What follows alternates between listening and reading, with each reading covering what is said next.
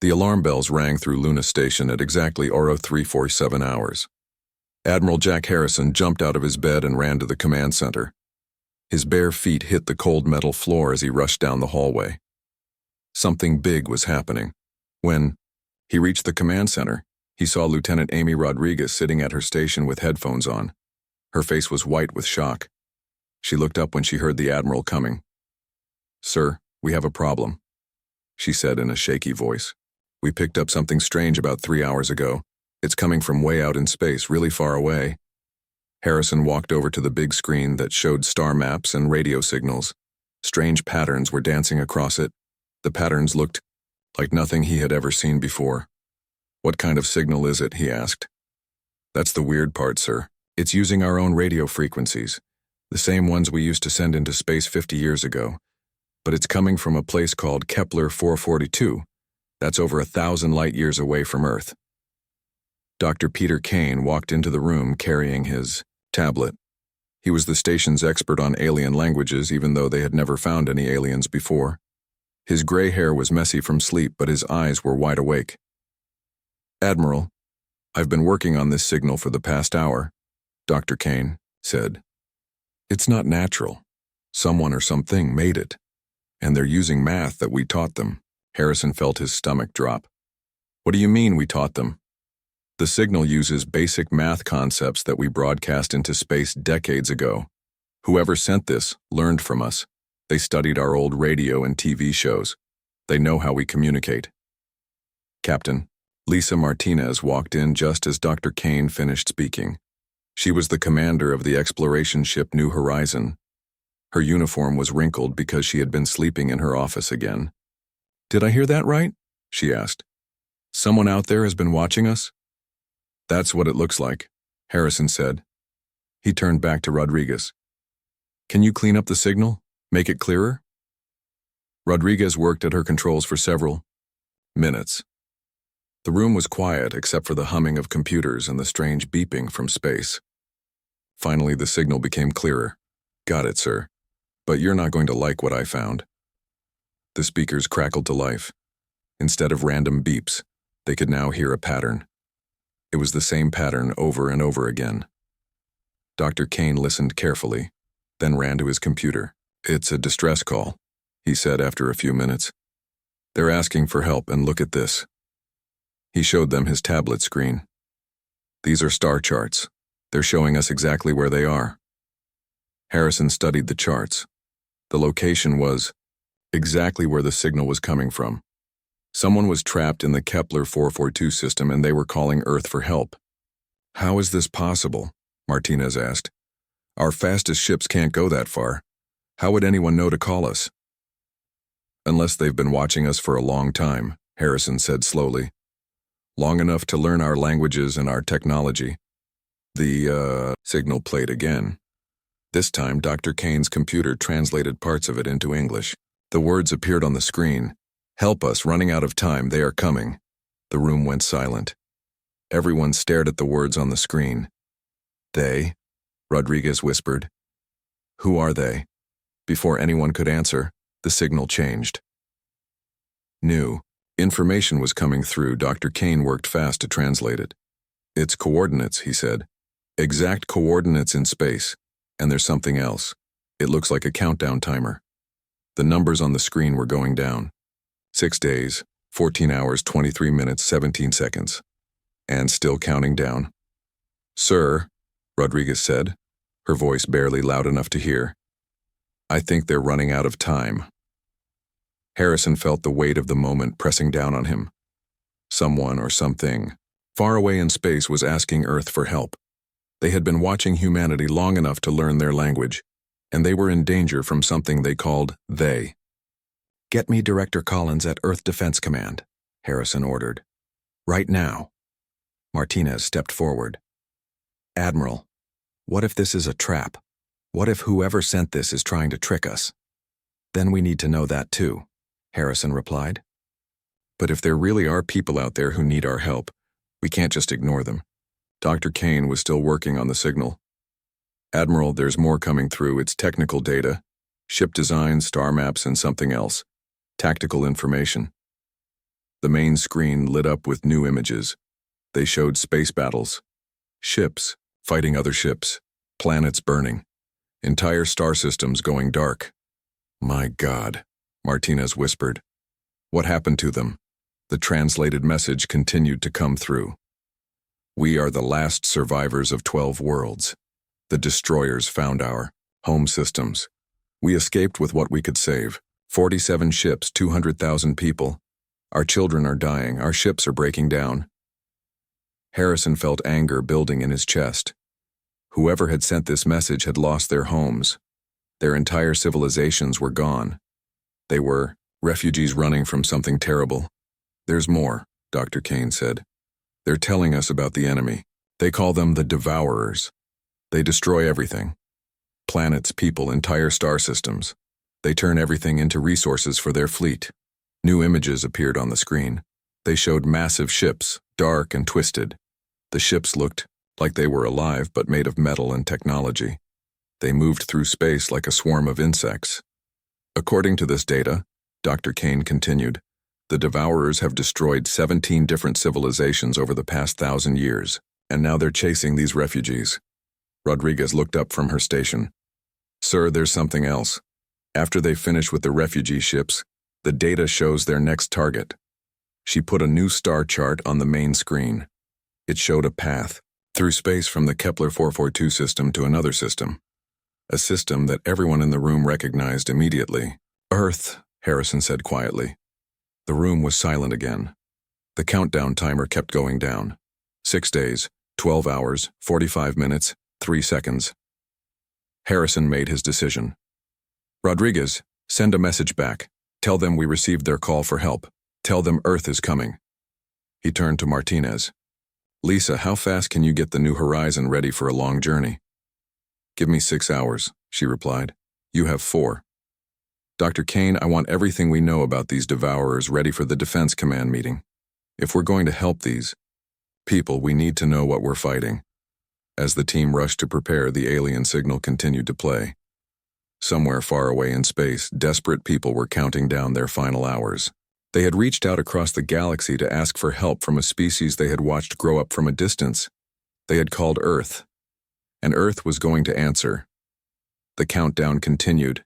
6 days, 12 hours, 30 minutes, 15 seconds. Captain Greg Thompson stood on the bridge of the Starbound Eagle as it dropped out of hyperspace. 3 weeks had passed since Earth received the alien distress call. His ship was the fastest in the human fleet, built for long-distance scouting missions. "Location confirmed, Captain," said Navigator Paul Davis. "We're at the exact coordinates from the alien transmission." Thompson looked at the main screen as it came to life. What he saw made his breath catch in his throat. Dozens of alien ships floated in space around a dying red star. The ships were huge, much larger than anything humans had ever built, but they looked damaged and broken. "Commander Baker, what are you seeing?" Thompson asked. Commander Helen Baker was the ship's science officer. She was hunched over her instruments, reading data as fast as it came in. Her face was pale with shock. "Captain, these are not warships. They're civilian vessels. Generation ships built for long journeys through space. I count 47 ships total, just like the message said, but most of them are badly damaged. Hull breaches, power failures, life support systems failing." Thompson activated the ship's new translation system.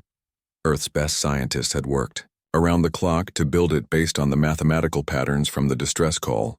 "This is Captain Thompson of the Earth vessel Starbound Eagle. We received your distress signal. What is your situation?" The response came immediately. A voice, tired and desperate, spoke through the translation system. "Earthship, this is Elder Zara of the Kepler Colony Fleet. We are the survivors of 12 worlds. The Devourers found our systems 3 cycles ago. We ran with whatever ships we could save. 47 ships carrying 200,000 souls. Our children are dying. Our ships are breaking down. And the Devourers are only days behind us." Thompson felt a chill run down his spine. "Elder Zara, we're here to help. But we need to understand what we're dealing with. Tell us about these Devourers." The alien transmission continued. "Earthship, We know your species has recently learned to travel between stars. We have been watching your growth for many generations. We hoped one day to make peaceful contact. We never wanted to bring danger to your world, but we have nowhere else to go." Commander Baker looked up from her console. "Captain, their technology is impressive, but their power sources are nearly empty. These ships have been running on emergency power for months. Some of them are completely dark." Another transmission came through. This one contained data files, star charts, technical information, and something that made Thompson's blood run cold. "Captain," Baker said, her voice tight with fear, "you need to see this." The main screen showed tactical data about the enemy fleet that was chasing the refugees. Hundreds of ships, each one designed for destruction. The ships looked like they were alive but made of dark metal. They moved through space like predators hunting prey. Elder Zara's voice came through the speakers again. "The Devourers are not like us.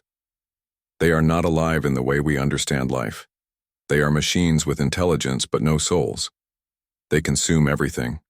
Worlds become raw materials. Civilizations become energy for their fleet. People become nothing." Thompson studied the tactical data. The enemy fleet was massive, far larger than anything Earth could fight with their current ships. "How many civilizations have they destroyed?" Thompson asked. 17 that we know of. Over the past 1,000 years, they have consumed entire regions of the galaxy. They learn from each battle, becoming stronger and smarter. No one has ever stopped them. Baker was analyzing more of the alien data. "Captain, according to this information, the Devourers adapt to their enemies over time. They study how each civilization fights, then adjust their tactics. That's how they've won every battle for 1,000 years. What about the civilizations they destroyed? How did they fight?" "That's the problem, sir. All of the previous civilizations were peaceful. They had to learn warfare after the Devourers attacked them. By then it was too late." Thompson thought about Earth's history. Humans had been fighting wars for thousands of years. Every generation had learned new ways to destroy their enemies. It was a dark part of human nature, but maybe it was exactly what they needed now. "Elder Zara, send us everything you have about Devourer tactics, ship designs, and weapons. We need to understand how they fight." The data that came through painted a terrifying picture. The Devourers fought with perfect coordination. Their ships moved as one giant organism. They overwhelmed their enemies with superior numbers and firepower. But Thompson noticed something important in the data. "Baker, look at this. Every battle the Devourers fought followed the same pattern. They expect their enemies to fight defensively. They expect panic and chaos." "Yes, sir. The civilizations they destroyed all tried to protect their homeworlds. They fought defensive battles and lost." Thompson smiled grimly. "That's not how humans fight wars. We don't just defend, we attack." Another transmission came from Elder Zara. "Earthship, there is something else you must know. After they finish with our fleet, their projected course takes them directly toward your star system. They have learned about your world from studying us. Earth is their next target." The bridge went silent. Everyone knew what this meant. Whether they helped the refugees or not, the Devourers were coming for Earth. "How long do we have?" Thompson asked. "Based on their current speed, they will reach our fleet in 4 days. If they maintain the same course after destroying us, they will reach your solar system in approximately 18 months. Thompson made his decision. "Elder Zara, we're going to help you. But Earth needs time to prepare. We need to know everything about how these things fight. Captain Thompson, in all our history, no species has ever volunteered to fight the Devourers. Your people are either very brave or very foolish." "Maybe both," Thompson replied. "But we don't abandon people who ask for our help." Over the next several hours, the Starbound Eagle received massive amounts of data from the refugee fleet. Technical specifications, battle records, tactical analysis, and something else that surprised Thompson. "Captain," Baker said, "they're sending us their historical records. Not just about the Devourers, but about all the civilizations that were destroyed. Look at this." The screen showed information about 17 different species, advanced civilizations with art, culture, and technology. All of them were gone now, consumed by the Devourers. They were all peaceful species, Baker continued. Scientists, explorers, philosophers. None of them had significant military forces. They built their societies around cooperation and discovery, not warfare. Thompson understood immediately. That's what made them vulnerable. They weren't prepared for an enemy that existed only to destroy. But we are, Baker said quietly. Yes, we are. Humans have been preparing for this kind of fight for our entire history. We just didn't know it. Thompson opened a channel to Elder, Zara. We're returning to Earth immediately with this information. Our leaders need to see what's coming. But I want you to know something. Earth doesn't run from fights, we never have. Captain Thompson, the Devourers have never been defeated. They have consumed 17 civilizations. What makes you think your species can succeed where others have failed? Thompson looked at the tactical data showing the approaching enemy fleet. Hundreds of ships designed for destruction, commanded by an intelligence that had perfected the art of conquest over 1,000 years. Because we're not scientists or philosophers, Elder Zara. We're warriors. And we've been waiting our whole lives for a fight worth fighting. As the starbound Eagle prepared to jump back to Earth, Thompson took one last look at the refugee fleet. 47 ships full of survivors from 12 dead worlds.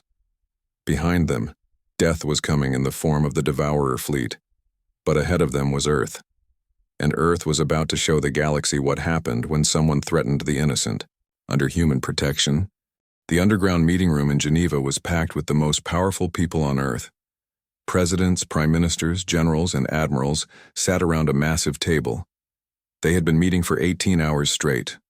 On the walls, holographic, displays showed the alien refugee fleet and the approaching Devourer army. President John Stevens of the United States stood up. His face was tired, but his voice was strong. Ladies and gentlemen, we have a choice to make. We can abandon these refugees and hope the Devourers don't find us, or we can fight. General Kate Morrison activated a display showing Earth's military forces, ships, weapons, soldiers, everything humanity had built for war. According to our analysis, we have advantages these Devourers have never faced before. They've spent 1,000 years fighting peaceful civilizations. We've spent our entire history perfecting warfare. Premier Chen Wei of China leaned forward. General Morrison, they have over 1,500 ships. We have less than 1,000 combat vessels in our entire fleet. How can we possibly win? Numbers aren't everything, Morrison replied. Look at the battle data from the civilizations they destroyed. Every single one fought defensively. They tried to protect their homeworlds and failed. That's not how we fight. Dr. Alan Foster, the head of alien research, stood up next. The refugee data shows something important. The Devourers learn and adapt over time, but slowly. They study their enemies and adjust their tactics between battles. They've never faced an enemy that changes tactics during a fight. President Maria Santos of Brazil asked, "What do you mean?" Human military doctrine is based on flexibility and creativity. We change our plans in the middle of battle. We improvise. We take risks that computers and machines can't predict. The Devourers have never fought an enemy like that. Commander Nancy Hill of the Space Marines stepped forward. Her uniform showed the scars of fighting in the outer colonies. With respect, this isn't just about tactics. These refugees came to us for help. They're civilians, families with children. If we turn our backs on them, what kind of people are we? The room was quiet for a moment. Everyone thought about the alien families dying in broken ships while death approached from behind. Admiral Liu Chen of the Chinese Space Navy spoke next. Our monitoring stations show the Devourer fleet will reach the refugees in 4 days. If we're going to help, we have to move now. President Stevens looked around the room at faces showing fear, anger, and determination. Then we're all agreed? We go to war? Prime Minister James Wright of Britain nodded. The Commonwealth stands with Earth. These creatures have destroyed 17 civilizations. It ends here. President Petrov of Russia slammed his fist on the table. Duh! Russia will not bow to these machine monsters. We fight. One by one, every leader in the room agreed. Earth would go to war against an enemy that had never been defeated. General Morrison activated another display. Operation Guardian Shield begins immediately. Every combat ship, every weapon, every soldier. We're putting everything we have into this fight. What's our strategy? Asked General Park of South Korea. Morrison smiled. It was not a pleasant smile. We do what humans do best. We hit them hard, fast, and in ways they never expect. The Devourers think like machines. They calculate probabilities and make logical decisions. We're going to show them what human illogic can accomplish.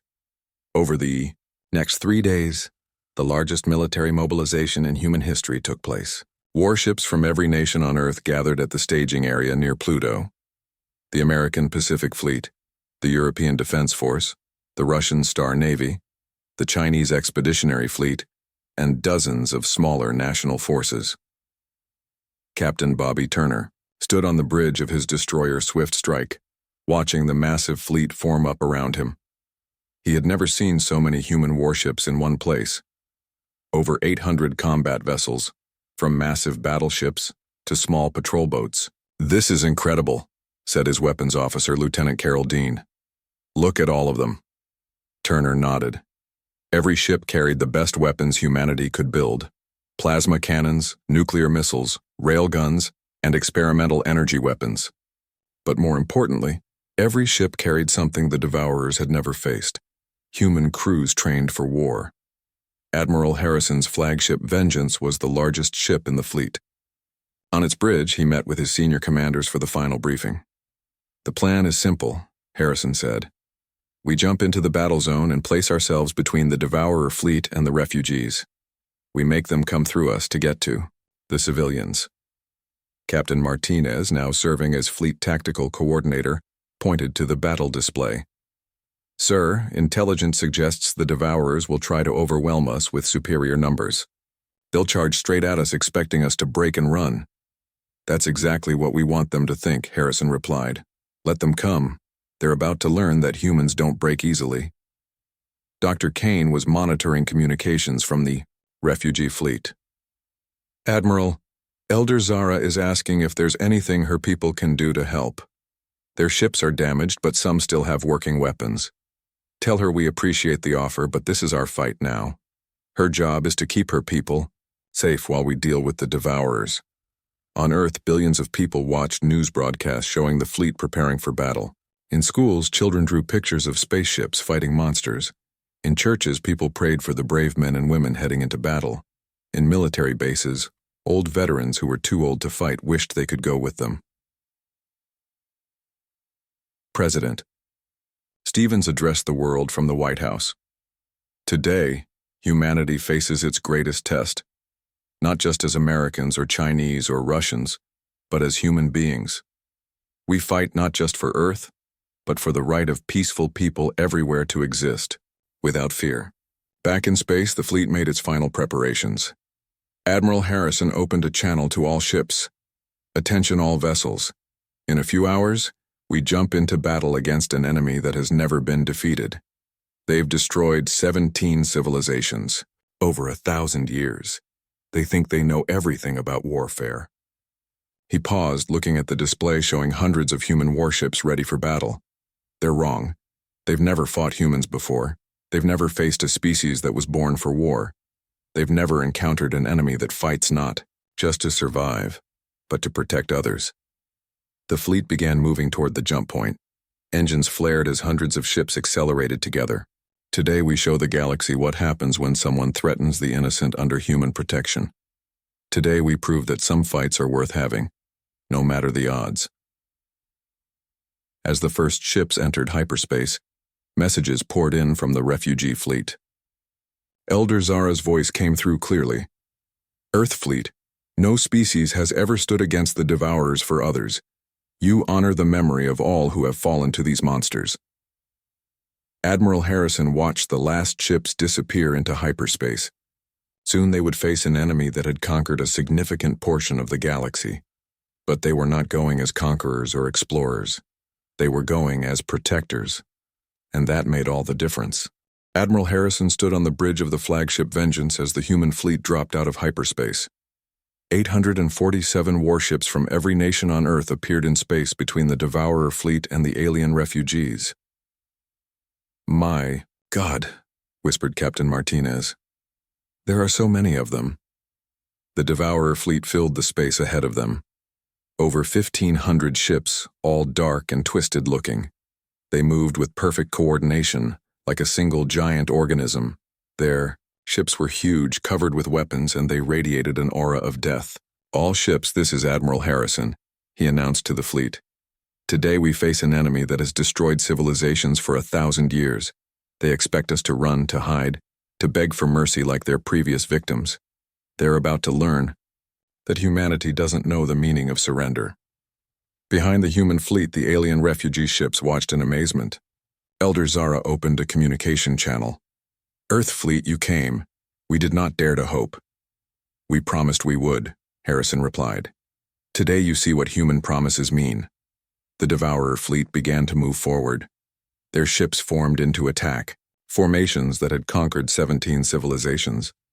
They had done this so many times before. It always ended the same way. But they had never fought humans. Captain Bobby Turner commanded the destroyer Swift Strike on the front line. His weapons officer, Lieutenant Carol Dean, watched the enemy ships approach. Captain, they're moving exactly like the tactical data predicted, she said. Straight line formation, no creativity. Perfect. Turner smiled. All ships, execute Harper Protocol. The Harper Protocol was named after a human naval strategist from the 21st century. It turned the human fleet into something the Devourers had never seen before. Instead of staying in defensive positions, the human ships began to move. They moved like schools of fish, flowing around each other in patterns that seemed random but were perfectly coordinated. Groups of ships would break away, attack from unexpected angles, then rejoin the main fleet. It was organized chaos, and the Devourers couldn't predict it. Commander Sarah Walsh piloted the fighter Falcon Prime with her squadron. They dove through the Devourer formation like angry wasps.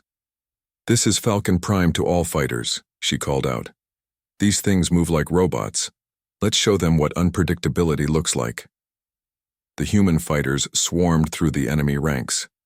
Their pilots used tactics that made no sense to machines. Barrel rolls in space, formation changes that defied logic, attack runs that should have been suicide but somehow worked. The Devourers tried to adapt. Their computer minds calculated probabilities and adjusted tactics. But humans kept changing, faster than they could think. Captain Doug Miller commanded the cruiser Iron Will. His ship carried experimental plasma cannons that Earth's scientists had built specifically for this battle. Target their command ship, he ordered. Let's cut off the head of this snake. The Iron Will charged straight at the largest Devourer vessel. Enemy fire rained down on them, but Miller's ship kept coming. At the last second, he fired everything he had. The plasma cannons tore through shields that had never been breached. The Devourer command ship exploded in a brilliant flash of light. Command ship destroyed, Miller reported. They're losing coordination. Without their central command, the Devourer fleet began to falter.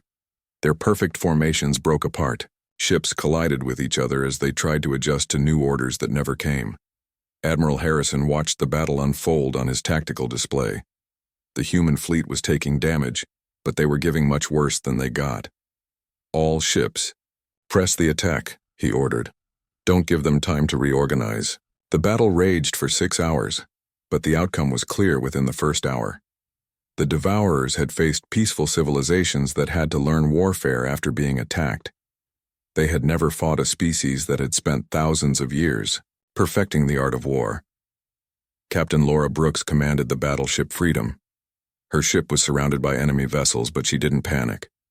She had trained for this her entire life. All weapons, continuous fire, she ordered. Show them what human determination looks like. The Freedom's guns never stopped firing.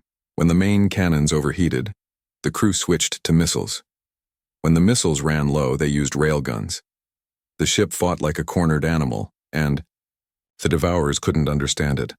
Fighter pilot Commander Kevin Ross found himself alone against 5 enemy ships. His fighter was damaged and running low on ammunition. By all logical calculations, he should have retreated. Instead, he attacked. Ross dove straight at the enemy formation, firing everything he had. His fighter was destroyed, But he took 3 enemy ships with him. It was the kind of sacrifice that machines couldn't understand but humans did instinctively. As the battle continued, more human ships made similar sacrifices. They protected damaged vessels, covered retreating fighters, and threw themselves into impossible situations to save their comrades. The Devourers had never encountered an enemy that fought for each other instead of just for themselves. Captain Jennifer Stone commanded the carrier New York. Her ship launched wave after wave of fighters, each pilot eager to prove themselves in battle. "This is New York Control to all fighters," she called out. "Remember, we're not just fighting for Earth, we're fighting for every peaceful civilization that couldn't fight back." The fighters responded with fury that the Devourers couldn't match. Human pilots pushed their ships beyond safe limits, took risks that no sane person should take, and somehow made it work. Elder Zara watched the battle from her refugee ship, amazed by what she was seeing. "They fight like demons," she told her crew, "but demons with honor." The turning point came when Admiral Harrison made a decision that only a human would make. Instead of playing it safe, he ordered the entire fleet to charge. "All ships, full attack," he commanded. "Right down their throats." 800 human warships accelerated toward the enemy fleet. It was madness. It was suicide. It was exactly what the Devourers didn't expect. The charge broke the enemy formation completely. Devourer ships found themselves surrounded by human vessels firing at point-blank range. Their computer minds couldn't process the chaos fast enough to respond. Captain Mike Davis of the destroyer Ranger found himself next to a massive enemy battleship. His ship was tiny compared to the monster, but he didn't hesitate. "Ram them," he ordered. The Ranger smashed into the enemy ship's weapon systems, disabling half their guns. Davis's crew cheered as they prepared to board the enemy vessel. As the last Devourer ships exploded in the darkness of space, silence fell over the battlefield. The threat that had terrorized the galaxy for 1,000 years was gone. Admiral Harrison opened a channel to the refugee fleet. "Elder Zara, this is Admiral Harrison. The Devourer fleet has been eliminated. Your people are safe." The response came immediately, and for the first time, there was hope in the alien leader's voice. "Admiral Harrison, in all our recorded history, no civilization has ever stood against the Devourers and survived. Your species has accomplished the impossible. How can we ever repay you?" Harrison looked out at the debris field that had once been humanity's greatest threat. Then he looked at the refugee ships, knowing they carried families who would now have a chance to rebuild their lives. "Elder Zara, you don't owe us anything. You came to us for help, and we gave it. That's what civilized people do for each other. Welcome to the human neighborhood."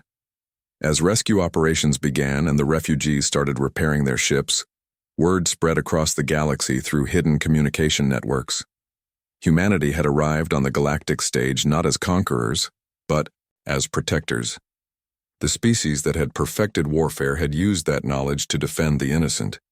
Earth's children had shown the galaxy that strength meant protecting those who couldn't protect themselves. Admiral Harrison smiled as he watched human and alien crews working together. Humanity had found its place among the stars, and it was exactly where they belonged, standing guard against the darkness,